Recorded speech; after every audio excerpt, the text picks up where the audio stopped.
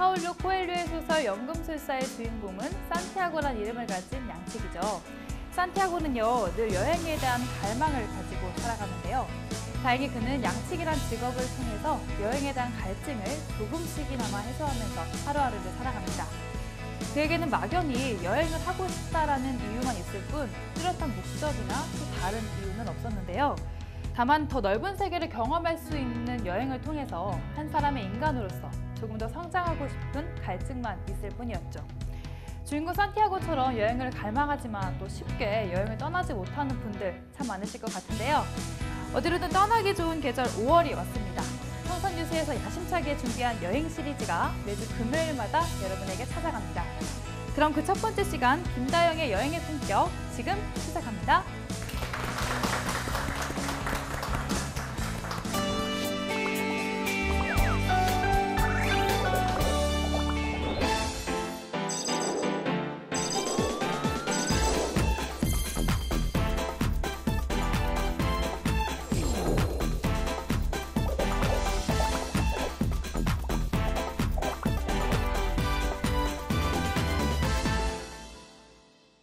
네, 안녕하세요. 여행 전문 강사 김다영입니다. 반갑습니다. 오늘은 첫 번째 시간으로 2018년도 추천 여행지 중에서도 조금은 특별한 이색 여행지들을 소개해 드리려고 합니다. 항상 이렇게 추천 여행지라는 게 해마다 발표가 됩니다. 그래서 사실 뭐 제가 임의적으로 추천을 드린다기보다는 세계에서 가장 유명한 여행 매체 롱리 플래닛이라는 세계에서 가장 큰 여행 가이드북 회사가 있습니다. 영국에서 시작이 됐고요. 이 롱리 플래닛에서 해마다 이 세계의 추천 여행지들을 항상 소개를 합니다. 우선 뭐 나라별로 소개를 하기도 하고요. 또 도시별로 소개를 하기도 하고요. 저는 오늘 나라 순위를 한번 먼저 가져와 봤어요. 우선 보시면 이제 해외도 있지만 우리에게 굉장히 반가운 나라가 하나 보이실 것 같아요. 어디죠? 맞습니다. 예. 제가 이제 여행 쪽 일을 오래 하면서 이 롱리 플래닛 순위를 해마다 보는데요. 사실은 이게 영국 쪽에서 뽑는, 어떻게 보면 유럽 사람들이 뽑는 그런 추천 여행지다 보니까 한국이 언급된 적이 거의 없었어요. 추천 여행지 순위가 굉장히 반가웠었는데 게다가 순위도 굉장히 높죠. 예. 무려 2위나 했어요. 올해 우리 굉장히 중요한 행사가 있었죠. 맞습니다. 동계 평창 올림픽이 열렸잖아요. 그래서 이 소개 문구에 보니까 올림픽 때문에 평창을 찾았다가 오히려 굉장히 알려지지 않은 볼거리가 너무 많아가지고 한국을 찾으면 너무 좋을 것 같다. 이런 식으로 추천을 했습니다. 그래서 굉장히 좀 한국 사람으로서 되게 뿌듯한 순위였고요. 올해 그 추천 여행지 1위는요. 칠레가 차지했습니다. 칠레. 네. 남미에 있는 그 길쭉한 나라잖아요. 네. 칠레가 올해 그 독립 200주년이에요. 그래서 이런 국가적인 행사나 무슨 기념일이 있을 때는 항상 롱리 플래닛은 그 나라를 추천합니다. 네. 그러니까 이게 추천 이유가 있다는 것이죠. 작년 같은 경우에는 독립 150주년을 맞은 캐나다라든가 아니면은 또 독립 100주년을 맞은 핀란드 이런 나라들이 작년에는 순위에 올랐어요.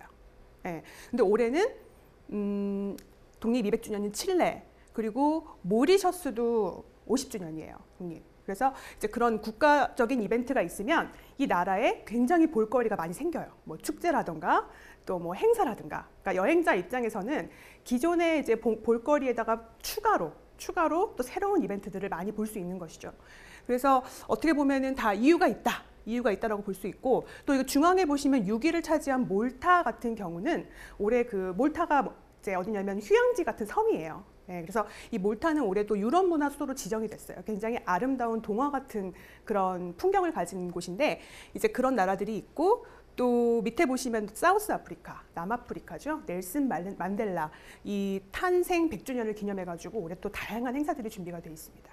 제가 이제 개인적으로 또 요즘에 강의를 하면서 이 순위 중에서 특별히 한국에 추천하는 나라들은 사실 따로 있어요. 왜냐하면 지금 보시면 뭐 칠레라던가 남아프리카 가기 쉽나요? 굉장히 어렵죠. 너무너무 멀고 굉장히 가기가 어려워요. 그래서 한국에서 좀 가기도 편하면서 또 그 추천 이후에 뭔가 굉장히 좀 특별한 것들이 있는 곳들을 제가 추천을 하는데요. 3위를 차지한 유럽의 포르투갈. 네, 포르투갈하고 그 다음에 이쪽 끝에 보시면은 5위를 차지한 뉴질랜드. 네, 뉴질랜드 같은 경우에는 한국에 직항이 있습니다. 예, 언제든지 마음만 먹으면 갈 수 있죠. 뉴질랜드가 왜 추천 여행지 선정이 됐냐면은 뉴질랜드가 원래 이런 하이킹이나 아웃도어 액티비티로 굉장히 유명합니다.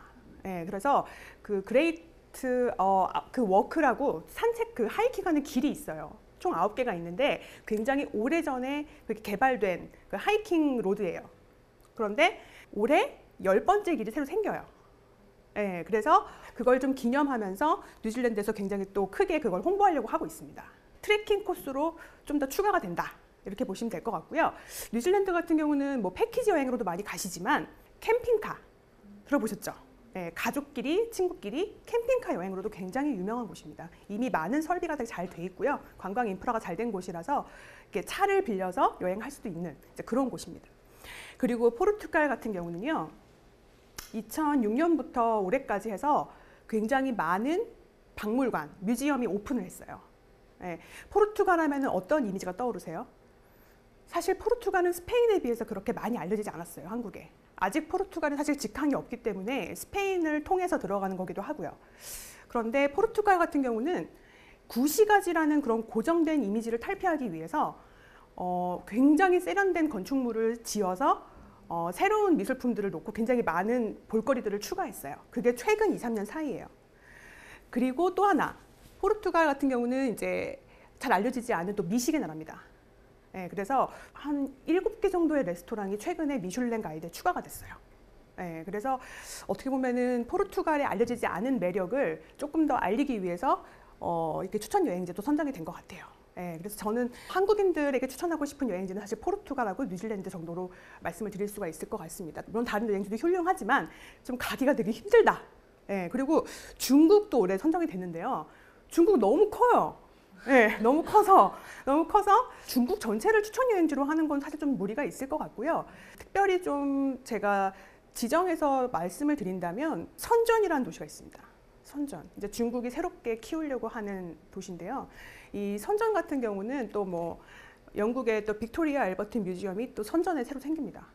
네, 얼마 전에 그 아랍에미리트의 아부다비 여기에 루브르 박물관이 생긴다는 얘기를 아마 들어보신 적 있을 거예요, 뉴스에서. 그런 것처럼 지금은 유럽에 있는 유명한 뮤지엄들이 이제 이 동양 쪽으로 유명세를 가져와서 새로운 관광지로 발돋움하려는 시도가 늘어나고 있는데요. 지금 중국도 그런 걸 하려고 하고 있습니다. 중국이 정말 이 몇몇 도시들을 관광도시화 하려는 그 시도가 굉장히 지금 많아지고 있거든요. 그래서 아마 그런 것 때문에 롱리플래닛이 달라지는 중국을 좀 반영해서 추천 여행지로 아마 선정을 한 게 아닌가 싶습니다. 그런데 이렇게 영국의 롱리플래닛이라는 출판사에서 뽑은 이 추천 여행지는요, 한국인 입장에서는 굉장히 좀 멀게 느껴져요. 한국인의 입장에서 조금 더 가기 편한 나라들을 대륙별로 오늘 한번 소개를 좀 드리려고 합니다. 네. 먼저 아시아 지역에 좀 한해서 한번 소개를 드려볼게요. 우선 저는 추천 여행지 소개를 할 때 해마다 내용이 달라져요. 당연히 그럴 수밖에 없습니다. 이 추천 여행지라는 거는 굉장히 트렌드가 빨리빨리 바뀌거든요. 그래서 해마다 더 가기 편해지거나 아니면 예전에는 가기 되게 힘들었는데 올해는 또 굉장히 가기 편해지고 아니면 더 저렴해진 여행지들, 그런 여행지들이 어떻게 보면 추천 여행지로 선정이 된다고 할 수 있는데요. 그래서 올해는 제가 작년에 이제 새롭게 취항한 저가 항공 취향지들을 기준으로 해서 많이 소개를 드리곤 하는데요. 일단 두 가지 항공사의 그 취향지들을 좀 소개를 드리려고 합니다. 첫 번째로 제주항공 같은 경우는 대만의 남부의 도시인 까오슝이라는 곳하고 그다음에 저가항공 최초로 러시아의 블라디보스톡이라는 곳에 취항을 하게 됐습니다.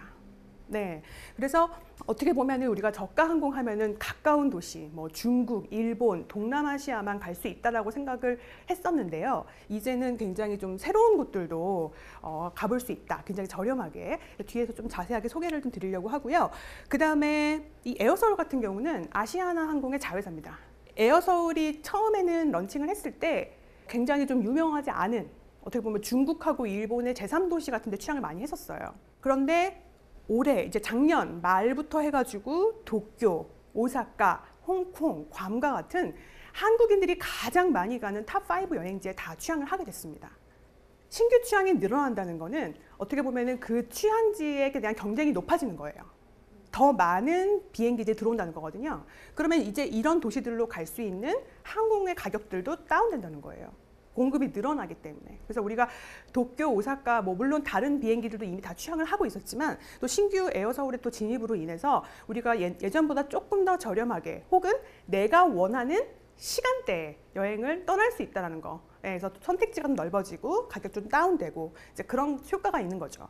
그래서 이런 신규 취향 정보를 알아두시면 참 좋을 것 같습니다. 우선 제가 오늘 좀 집중적으로 좀 소개를 드리려고 하는 이제 지역은 이 러시아의 그 블라디보스톡이라는 곳입니다. 블라디보스톡 하면은 러시아가 이렇게 크지만 한국에서 가장 가까운 또 도시잖아요. 그런데 이 도시가 그 동안에는 굉장히 의외로 가까운데도 불구하고 가기가 굉장히 뭐랄까 좀 번거롭기도 하고 그렇게 썩 쉽지 않았어요.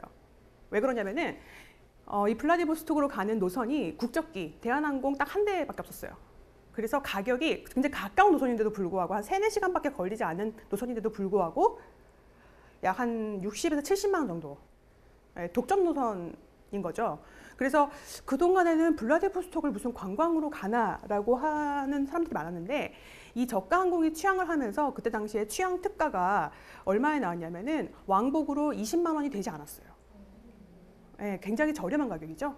거의 기존 가격의 한 3분의 1 정도로 이제는 러시아도 한번 여행을 해볼 수 있겠다라는 생각이 든 겁니다. 그리고 더 좋은 건 뭐냐면 이 보통 이렇게 신규 취항을 하게 되면 굉장히 노선이 적어요.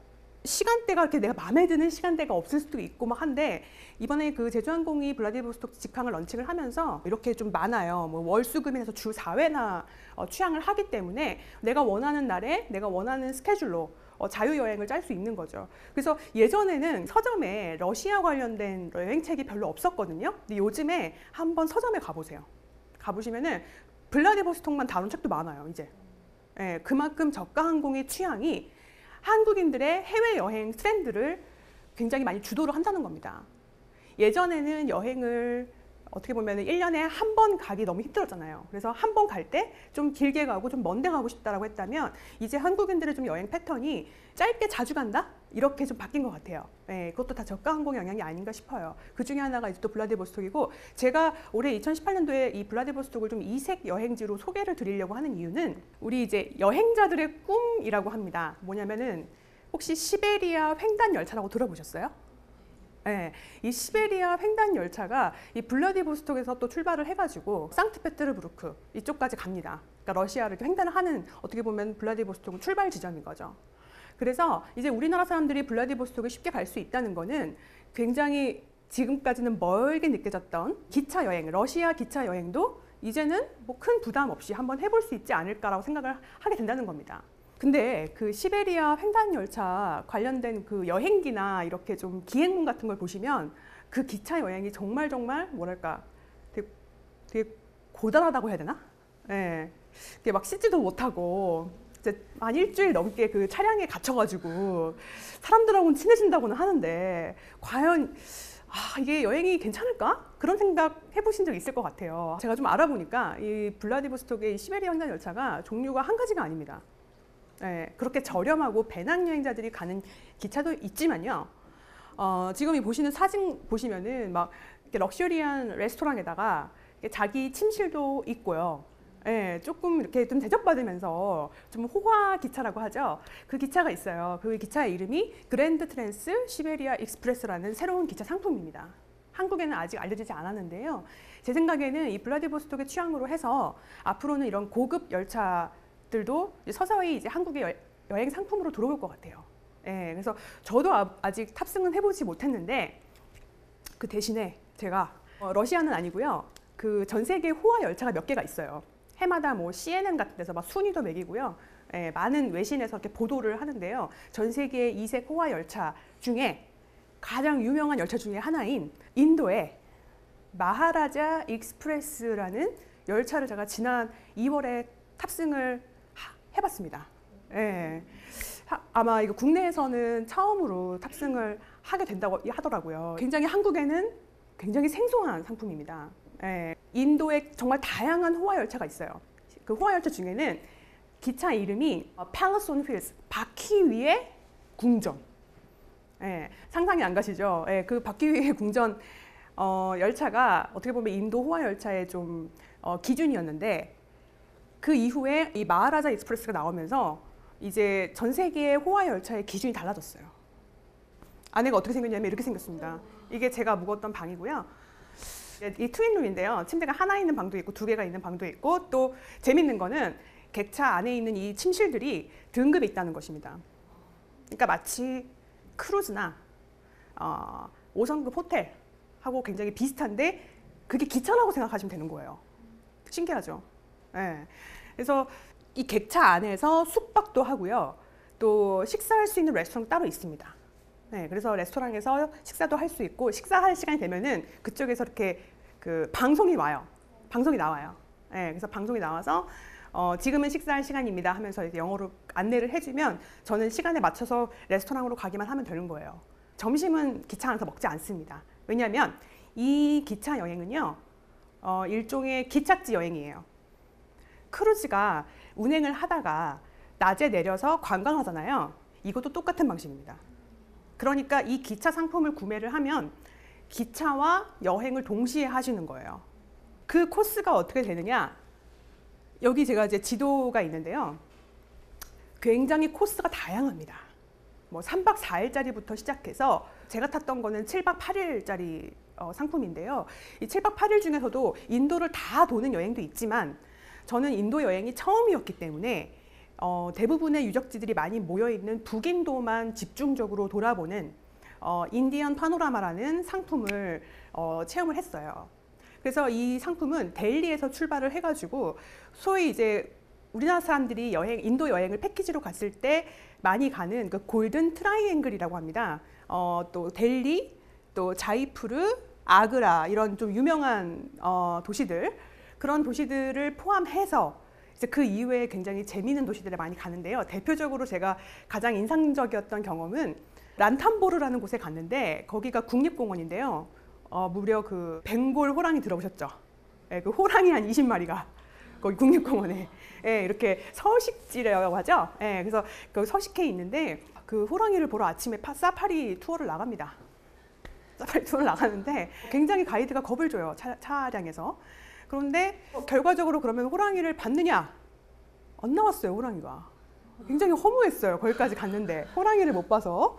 알고 보니까 이 호랑이가 야행성 동물이라서 아침 7시에 가선 택도 없답니다. 정말 운이 좋은 사람만 볼 수 있다는 거죠. 근데 누가 인도 여행에 가서 기차를 타고 여행을 하고 또 뭐 국립공원에 가서 아프리카처럼 사파리 투어를 하고 사실 이런 거 상상을 못 하잖아요. 보통 우리가 인도 여행에 가지고 있는 생각이 뭐죠? 배낭여행. 그렇죠? 배낭여행. 허름하게 가서 뭔가 나를 찾고 온다. 막 이렇게 뭔가 정신세계에 굉장히 집중하는 그런 여행만 많이 생각을 하시는데요. 저는 오히려 좀 인도의 현대적인 면, 새로운 면을 보는 데는 또 이런 그 북인도 기차 관광이 굉장히 좋은 경험이었던 것 같습니다. 지금 보이시는 게 뭐죠? 그렇습니다. 타지마할입니다. 타지마할. 타지마할도 갑니다. 타지마할도 가는데 너무 좋았던 거는 이제 타지마할에 가면은 그 앞에 줄을 엄청 서 있어요. 근데 이 기차에 탑승하는 투숙객들은 줄을 설 필요가 없습니다. 별도의 또 VIP 또 해가지고 그냥 바로 들어가는 거예요. 그래서 굉장히 쾌적하게 여행을 할 수 있고, 대신에 이쯤 되면 이제 뭐가 궁금하시죠? 이거 얼마나 할까 가격이? 이거 얼마나 할까? 그런데 이제 제가 이거를 1박에 뭐 80만 원, 100만 원이라고 하면 굉장히 놀라세요. 그런데 이게 단순히 숙박 가격이 아니라는 거예요. 아까 말씀드린 것처럼 기착지 관광이 포함된 가격이기 때문에 3박 4일 정도면은 200~300만 원 정도의 예산으로 해서 어떻게 보면은 이 북인도 관광의 핵심을 다 하실 수 있는 거예요. 그리고 이색 기차 체험도 해보고, 그러니까 재밌는 인도 여행의 방법이라고 할 수 있죠. 전체를 다 하지 못하더라도 일부만 경험할 수 있는 핵심 코스도 있기 때문에 기차 여행, 아까 말씀드린 러시아라던가 이런 인도의 기차 여행도 앞으로는 예전보다는 훨씬 더 한국에 알려질 거라고 생각을 합니다.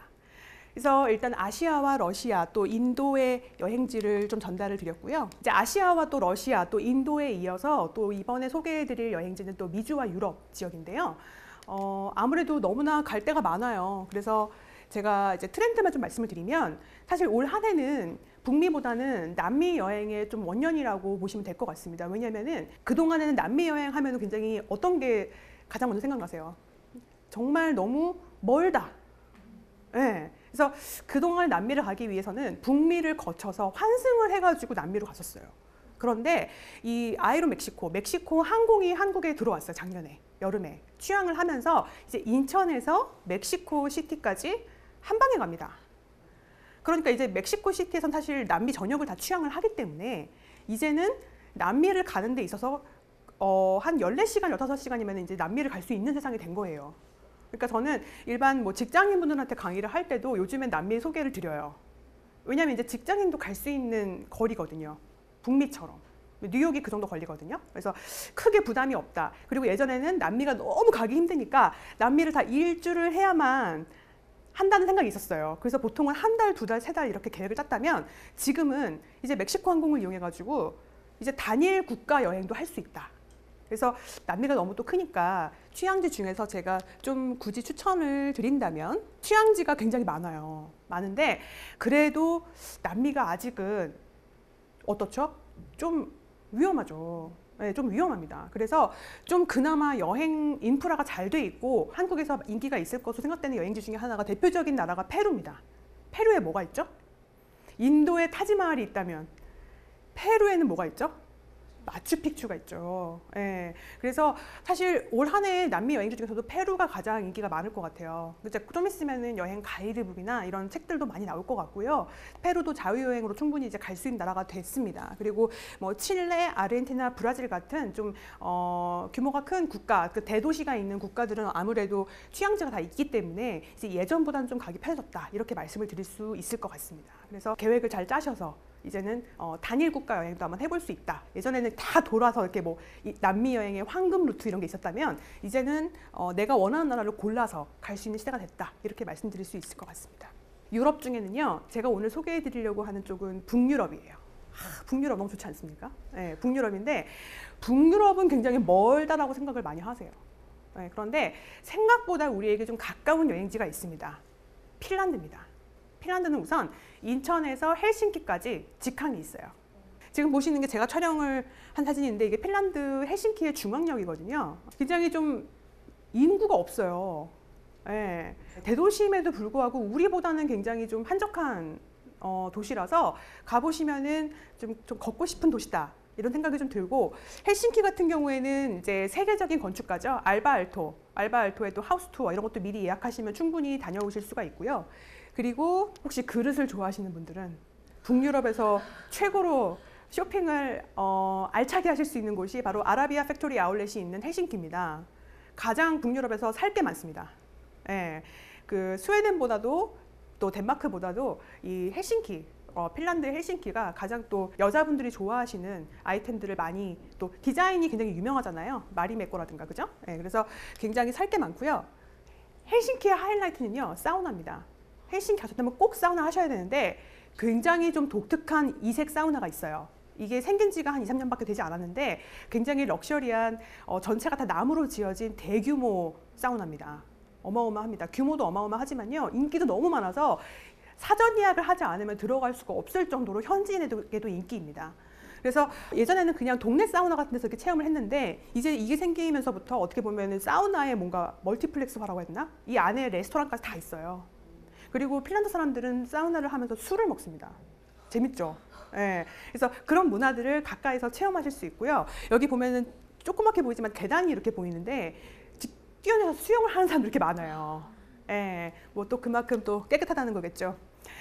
이 핀란드를 제가 이색 여행으로 소개를 드리는 이유는 많은 분들이 북유럽은 그냥 이렇게 돌면 된다라고 생각을 하시는데 북유럽에서요 크루즈 여행을 하실 수가 있어요. 저렴하게.